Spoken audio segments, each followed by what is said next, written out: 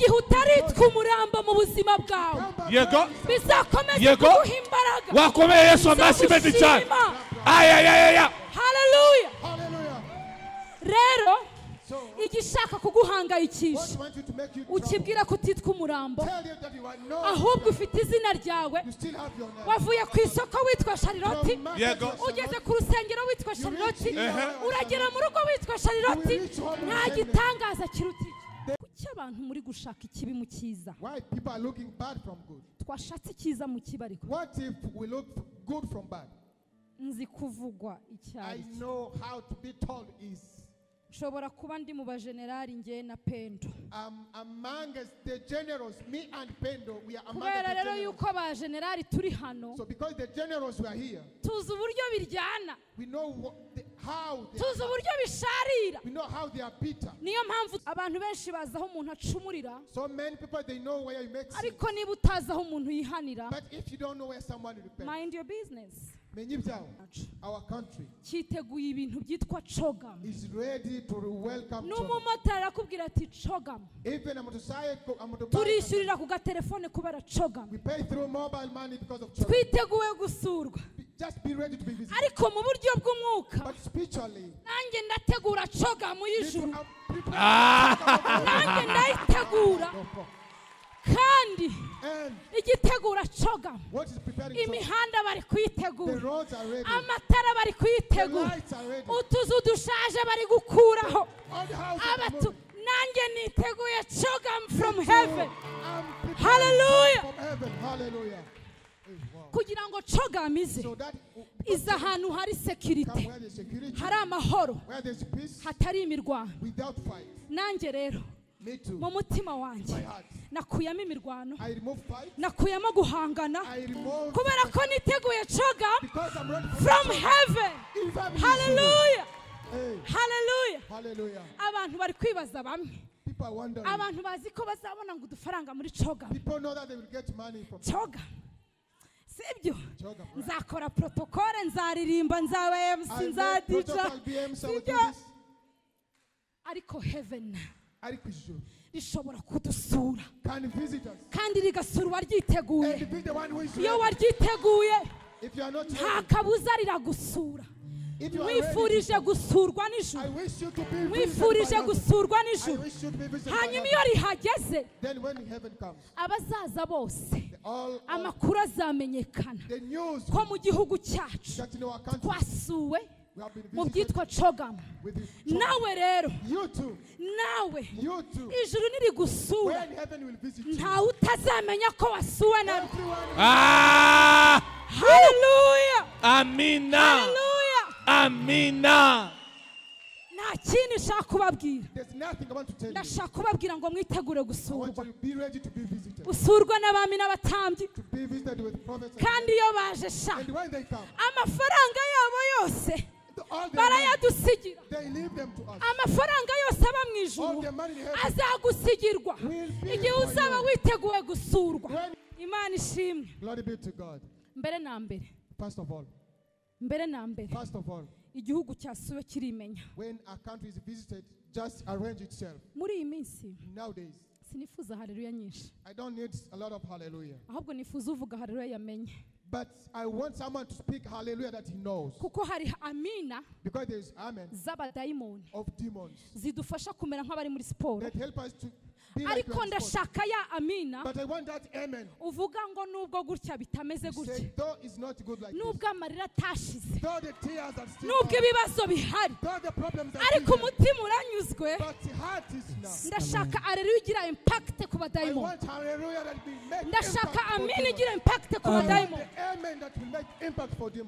ntuzengere kwemerera umwanzi ko kurya urwaho.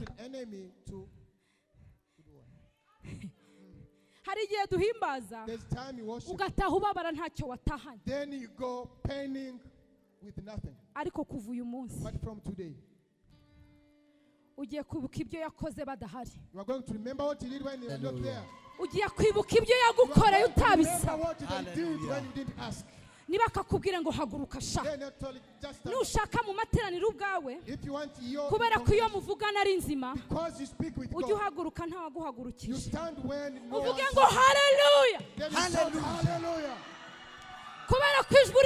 uraryumva Because the voice nta musemuzi waryo. there is no translator for that. Baba we. Hallelujah.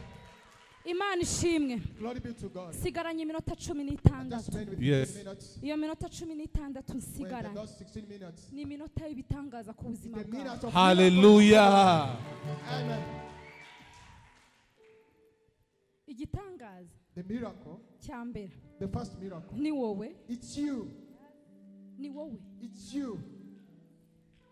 Abantu yambaza abantu bazamutse kanyarira na kiratombo sinzi ukuntu babyita. I used to ask people who just go to for. Nkababaza ngo muba mwagiye gushaka Then iki. I ask them, what are you going to look for? Umunsi umwe umuntu arambwira ngo maragiye gushaka igitangaza. Then one day a person told me that I'm going to look Igihe for cyose ugiyeyo se warakibonye. the whole time you went there, you saw a miracle. Ati ni mpamvu ntacyo Then ndabona. you say, no, I didn't. Ndamubwira nti nuko ubugisizi wawe. Then I told him, it's because you left. Kubera ko igitangaza cya mbere Because the first miracle ni umwuka uhumeka is the nuko breath. wabyutse bikemera. Because you woke up and you accept. Ndarangiriza kuraka. I'll end up on this. Wiriwe, Hello. wiriwe. Mwiriwe. Ndashima Imana. I thank God. Nta muntu ukuruta. No one more than you. Listen to this. Nta Nta muntu uruta undi. No one is more Niyo than mpamvu umuntu usuzugura undi. That's why if you disobey someone, Niba ujya uvuga ngo ngewe if you say I, ntabwo ari ijwi ryawe. it's not your voice. Icyo dupfana ni kimwe. Our relationship is one. Ni umwuka duhumeka. The breath that we breathe. Mu gihe wavuye mu rugo witwa Shariroti, When you die at home, mu gihe wavuye mu rugo witwa Pendo, when you leave your place called, ukasubira mu rugo witwa Pendo, then you go back with ujya uvuga ngo gitangaza kirabaye. then say the miracle. Sure.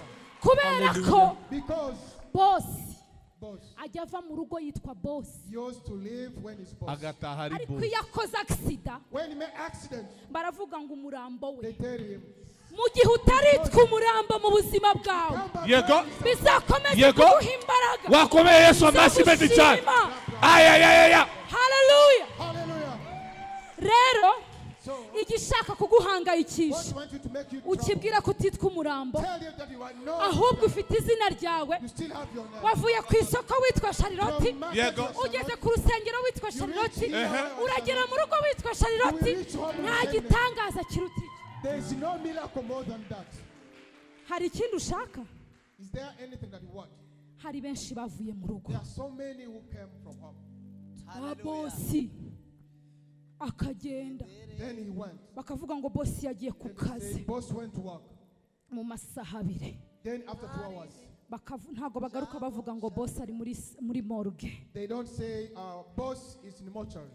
Bahita bavuga ngo They say umurambo uri muri morgue. the body is in the mortuary. Hari umuntu witwa umurambo hano? Is there anyone Ntawe. who's called?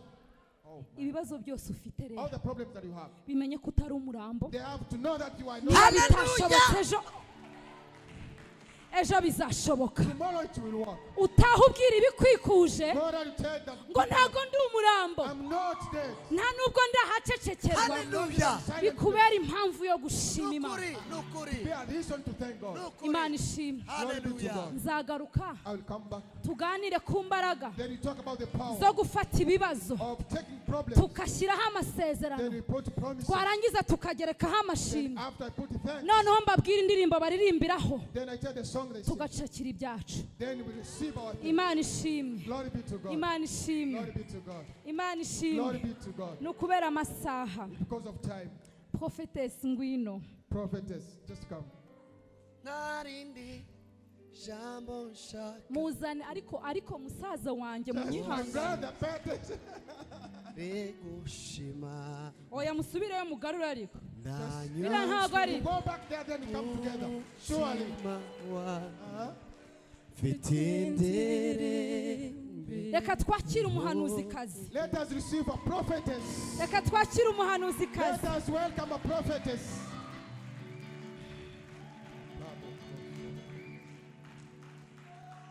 Hallelujah. Hallelujah. Nawe Even you, mu bihe bisa nk'ibi in times like this, niko uzajya wakira. that's how you will be welcome. Ntabwo ndi butinde, I'm not delaying. nzagaruke ryari profete. When will I come back? Ku cyumweru. Imana ishimwe. Sunday. Amen.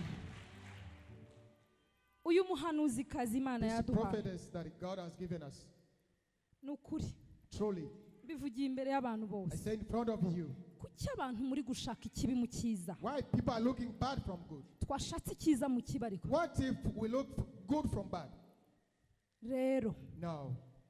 abavuga bavuge Those who speak, let them talk. yavuze yavuze The one who spoke, he spoke. kandi yavuze And when the one igira who spoke imvugo nziza iryoshye has just a good speech, birashoboka ko it's possible wakundaga profete that you love prophets. goodbye Say goodbye. ibi ndabimuvugiye I'm saying this for you mpagaze while I'm standing mu mavuta in anointment yo kuba mushikiwe of being. birashobokaga ko wamurota kuko kumurota It's possible bigize that you dreamt about him. Just birashoboka yuko it's wanamwerekwaga possible that you will see him. birashoboka yuko nyine byari binaryoshye And it was even sweet. hari na connection iyo ushaka kumuconnecting And there was a connection that you want to connect. but my dear Ari, with my beautiful voice n'ijwi ryanjye ryiza. goodbye Sure. impamvu ki mbikoze The reason why I'm doing this, birashoboka yuko agahinda kawe it's possible that it may be open. cyangwa ndavuga ibyo nzi I speak what I know. cyangwa umubabaro wawe All the pain uyu munsi today ushobora kubutekereza uti yarambeshye might be think that he lied to me. na prophet kuba uyu munsi yahisemo uyu For him to choose this one, ni itegeko ahawe bitarenze amezi abiri it's a command that he got before even 2 months. uyu nawe kugira ngo abyemere And this one to accept, ni ukubera amagambo menshi it's because of a lot ni of, ukubera umuraba w'amazi wari it's mwinshi because a lot of ways. muri ayo magambo menshi Through those words, ntabwo yumvisha abiri she didn't listen to ijwi rimwe yumvishije only one voice. niryo rimugejeje hano i That's Kigali what's making her there. rero kubera ko iryo jwi So bumvishije because of that voice they have heard, riruta y'abantu bose more mu than what people spoke, icecekere please shut up. uko bazabahira bizi He knows how he'll do it. uko bizagendera He bizi knows how it will happen. banzi abarakaye Those who are, abababaye those who are ntabwo pain, nababwira ngo I mpore cannot tell you just ahubwo nababwira ngo mukomeze mushakishe namwe ibyanyu continue to look for yours kugeza igihe muri bubigereho until you will reach. nyine mukabisingira Then you pick it. ngewe iyo umuntu anyanze aba anyibutsa imana For me, when ntacyo someone helps me, reminds me God. so prophet So, prophet, God bless you Thank man, you. yatangije umurimo muri wowe I started a work. ni nayo izawusohoza He's the one who will end it. irabizi igihe mufite He hano knows the time that you have, izi n'igihe and he muzagenda knows the time you will end. kandi kubera ko kino ari cyo gihe And cyawe because this is your time, ntiwite ku magambo don't take care of your work, ahubwo wite ku but ijambo take care of the work. my beautiful sister ntabwo ukeneye ko kigali yose igukunda You don't need the whole Kigali. hano hari abantu batarenze batatu batanu bagukunda Here there are like 3, It's 5 enough. people who love you. hanyuma ikintu ishaka kukubwira Another thing I want to tell you, komera be strong, shikama stand up, ongera urote just continue ongera to dream, upfukame continue to kneel ongera down, uhaguruke continue to stand up, kuko hanyuma y'umurimo ukomeye because a great one. hanyuma yo kuramya And then after worshiping, uhawe n'aba bantu you receive even those people. abantu nibo mpano y'imana The people are the gift we of love God. you my sister Turagukunda cyane. we will love you always Tuzakomeza and we are kugukunda. going to pray for you Kandi tuzagusengera. hanyuma rero And then ibiri muri wowe this is the prayer. reka bikore Let them work. because Kubera ufite impano yo kurota you have a gift of dreaming. am I wrong Ndabeshya? am I Yes. wrong No, you're not wrong. rega hano nanjye hawe nawe nufatira Here, that's why you start. Catch. hituvuga utuwiteka we niba barota nanjye Say the ndotesha Lord, ngure if they n'uwanjye dream, me too, make me to dream. Sure, yes. ufite impano yo kurota You have Yes. just talent of dreaming.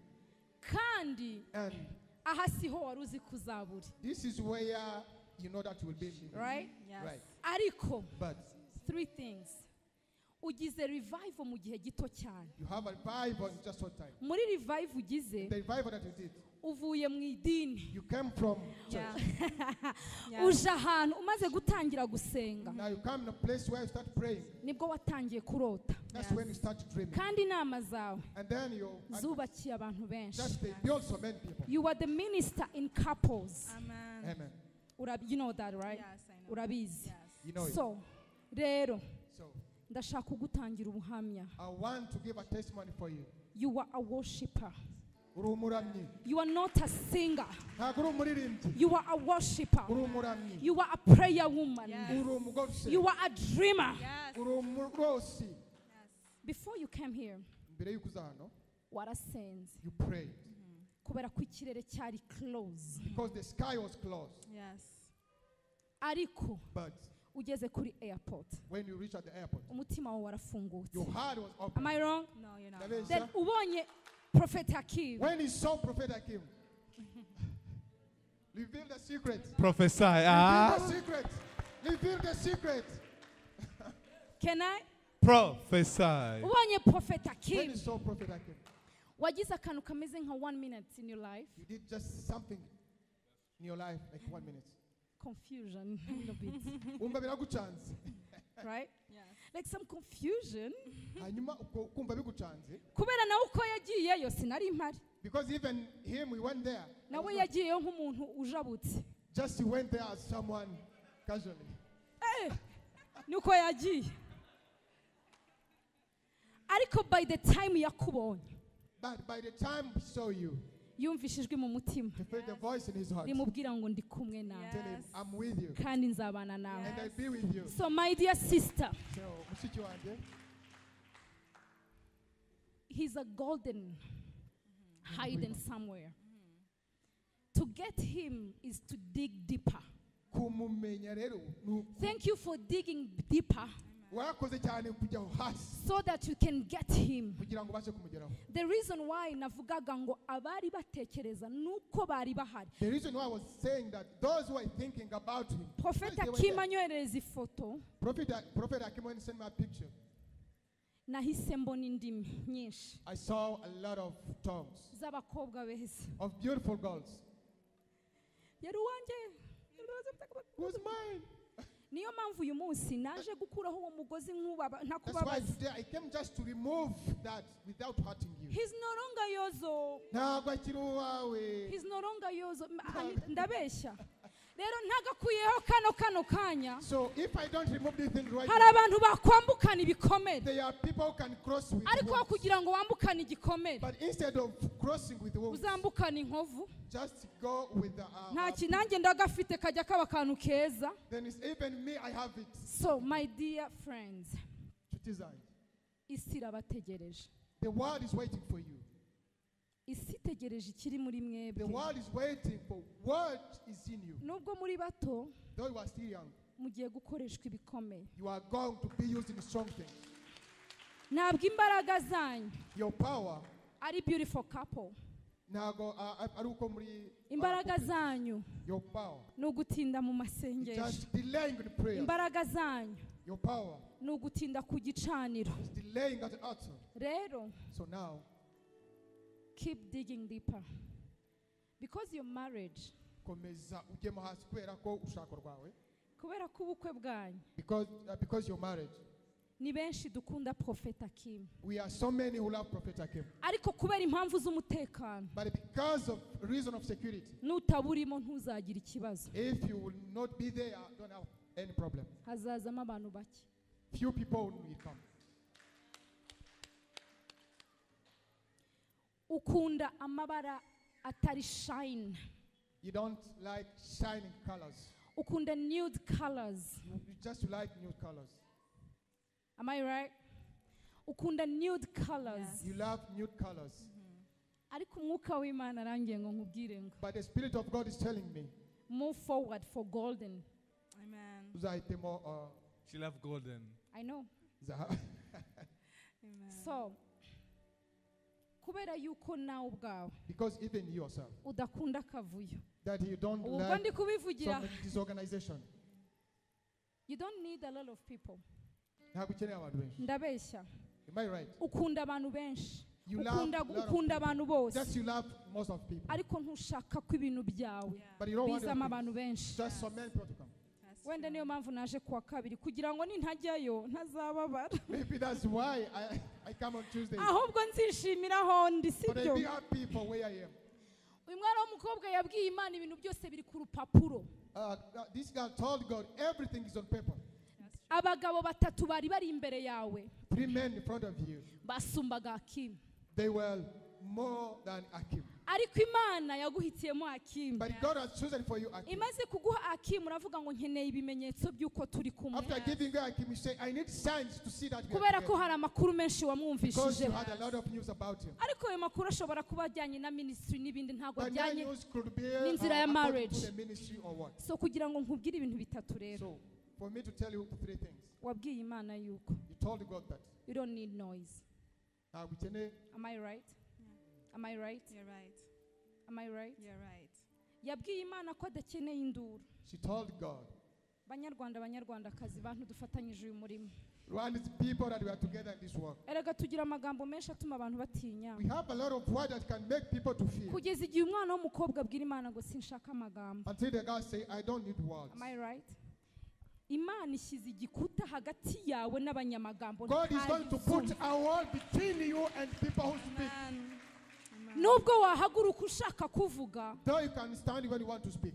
icyo upfa na Akimu ntaho gipfa na ministry ya marriage yinjiye. The problem between you and the Akim, there's no relationship with his marriage.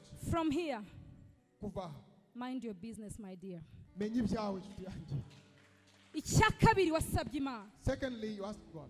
You ask for your family Umuryango wawe. to be the family of your husband. Kuba umuryango Yes. umugabo wawe. Ni bimwe mu masengesho yasenze agiye kuza. Oh, that's one of Yaravuze your ngo prayers. Mana mfashe umuryango wanjye uzaba umuryango wa Akimu. Please help my family to be the family of Akim. What a- Kandi bamaze kuba umuryango we. And they are already. Right? Sorry? My mom loves him so much. Mama we ngo aramukunda cyane. Hallelujah. Mwokabyara. Hallelujah. That's wonderful. Nyuma yuko nyirabukwe w'umuntu amwikundira wowe The good wacecetse. mother can love you. What about you? Wakwicecekeye. What if you just keep silent? Icya gatatu. ari kukumviriza. Study. Oh, thank you, Mother, for loving our Urakoze mama prophet. kuba umukunda. Icya gatatu The third one, wasabye Imana. you requested God.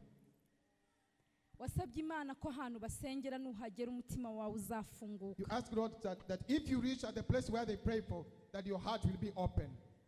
Umutima wawe warafungutse. Your heart is now open. Amen. Yes, I did. Ikindi kintu wasabye Imana. Another thing we requested God. Se nkivugera. Can I speak it? Wasabye Imana ko imyaka uzuzuza ugiye kuzuza ntazi uzayuzuza uri kumwe nawe. You asked God that your next anniversary will be when we'll be together with Him. Say it, am I wrong? No, you're right. You're right. Warasenze uravuga ngo Mana, the best gift ever You prayed, God, impano numva nshaka. is that my next year Yes. Nuko undi mwaka be with my husband. Yes. nzaba ndi kumwe n'umugabo wanjye. Yes. Wow.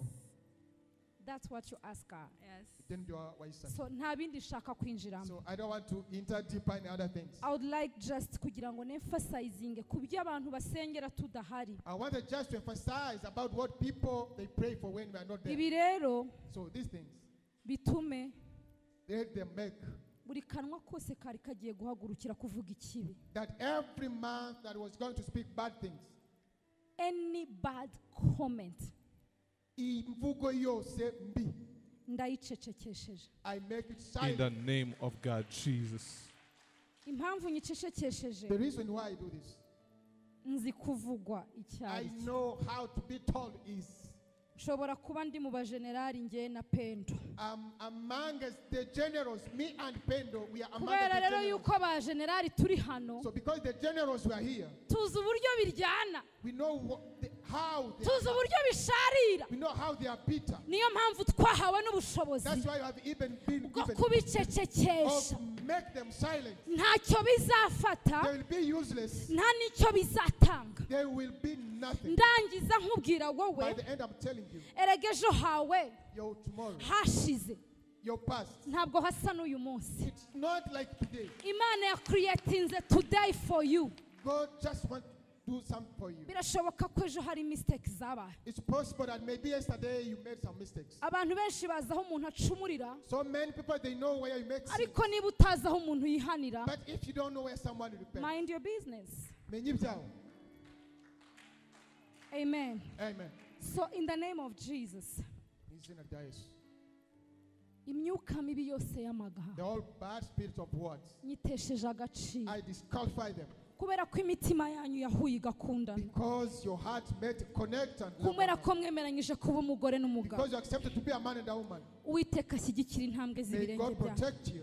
Uwiteka aca inzira aho May zitari, God make a way through ways. ndetse ururimi rwose ruzahagurukira kubavuga And the whole tongue against you. reka ruceceke Let it rutaravuga. be silent. Ibiri mu ntekerezo z'abantu Even the thought of people, bifashe mpiri, I took them. mbishyize mu kidaturwa. I put them not Iyo mwizeye the one you believe. ya yindi Akimu uri mu rugendo mu Bubiligi ukabwira Imana ngo ndarushye, That one when Akim was in Belgium, igihe saying, wari ufite choice z'abakobwa batatu Canada and USA, at the time you had a choice of 3 girls. ubwira Imana ngo nikubabarire guhitiremo the right person, You told God to give you right ni uko person. umutima wawe wari urushye. It's because your heart was tired. Kandi iki ni igihe cy'abahanuzi batoya kurongora, And this is time for iki ni igihe cy'abahanuzi batoya kurongorwa, single prophet to get married. kubera ko abahanuzi bagiye guhanura, Because prophets are going to prophesy. abasaza nibo bagiye kurota. The old men are going to Iki dream. ni igihe cy'abatoya guhanura, It's time for young people rero to uwo prophesy. mwuka muwinjiremo So enter that spirit. kandi bidatinze.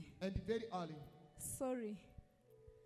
You guys, you're going to change. This place is not yours. I'm so sorry to say this. Ndabivuze hano ntabwo ari ahanyu mugiye guhindura. That's true. Because I can see that the Spirit of God Kubera ko ndimo ndabona umwuka w'Imana. is ready to move. Muriteguye kugenda. But time is obstacles. Ariko igihe nicyo kiri kubabuza. Imana igiye kubikora. God is going to do it. Imana igiye God is kubikora. going to do it. Imana ibaho umugisha. May God bless you. Imana ibagirire May neza. God do good for you. Mwakoze kunyakira. Thank you for receiving me. Mwakoze kumpa icyubahiro. Thank you for honoring me. Ndi mu masengesho y'iminsi 7. And the prayer of 7 days. Sinzi n'impamvu. I don't know why. Ariko ndumva nshaka gusurwa na cogamu yo mu But I ijuru. want to be visited by the chogam of heaven. Amen. Nzagaruka. I will come back. Ariko ningaruka But when I come back, ndakwinginze. I beg you. I Ndakwinginze. beg you. Nasaba Could I beg? mbasabe Let me request you. sha mwandebye neza. Please look at me well. Ngiye kugusaba I'm going to request you. uzagarukane Just please come back umuntu wakubabaje. with someone who hated you.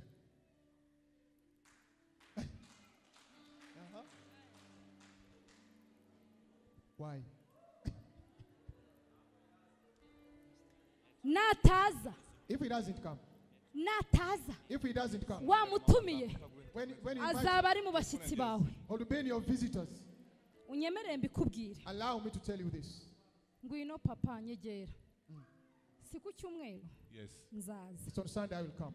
Garukana n'umuntu wakubabaje. Come back with someone who hurted you. Ngiye kukubwira impamvu watanze I'm going to tell you costume. the reason why. Wabyumvishije uri mu mujyi. You were in town, Urabigura then you bought udashidikanya. without hesitating. Ni ukubera ko muri iyi minsi Imana irashaka kwambika abantu. It's because nowadays God wants to dress people, Ariko biragoye kwambika abantu. but it's hard to dress them. Kwambikira abantu ku myanda. Just to dress them when they are dirty. Iyo wikoreye umuntu When you put someone on your head, ni wowe uvunika. it's you, the burden is upon you. Ndashaka kuzana uwo muntu I want you to come with that person, ukamuha kirisitu then you give him to Christ. ukikorera ibisubizo byawe. Then you take your answers. Ku cyumweru nzaza Sunday I will come. uzamuzane. Please come with him. Ngewe nahuye n'umubyeyi Me, I met with a parent. arambwira ati ariko ibyo uvuga ni ibiki wa Then he mukobwa. tell me, what you say, what is it? Wowe nta kindi usibye kubyara intumbi. It's just, I said about giving back for other. Nsubije inyuma amaso Then when I look back, nsanga narayibyaye. I saw that I did it. Ndamubwira ntumbwije ukuri. Then I said, tell me the truth. Ariko ukuri kwawe But your truth, kugiye muri banki y'ikuzimu it's gone in the back of hell. kubera ko izi ibyo yibwira kungirira. Because it's the one who knows what he wants to do. Nkubabariye ntarakubona. I forgave you before seeing you. Hari ikiruta icyo. Is there anything Rero more than that? kuva namubabarira So from the time I forgave him, maze guhura n'abagore 200 Imana impa ubushobozi bwo kubafasha. I made like 200 women that God has given me opportunity of. Ndera abana bageze ku 180 akimara I bose. have 180 children orphans. Ariko iyo ntaza kubabarira But when I could not forgive, uyu munsi nari kuririmba indirimbo mbi.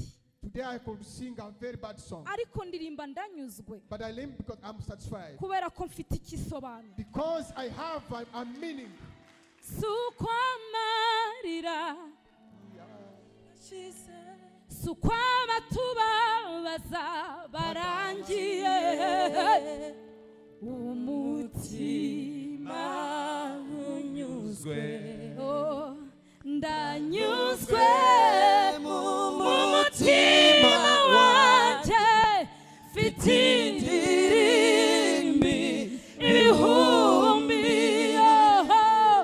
narindi jambo nshaka kuvuga usibye gushima mwami w'abami kubyo Imana ibakoreye muri iri joro.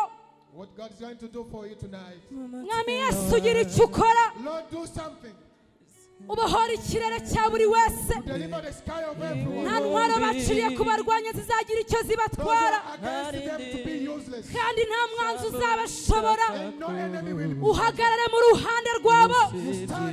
Ibyabo ubishyireho ikimenyetso. Ku byo ubakoreye mwami ndanyuzwe. Icyubahiro n'ishimwe. Niwe dukomeye amashyi ko ari wowe bikwiriye. N'izina rya Yesu. Komera uyo mwami amashyi menshi cyane.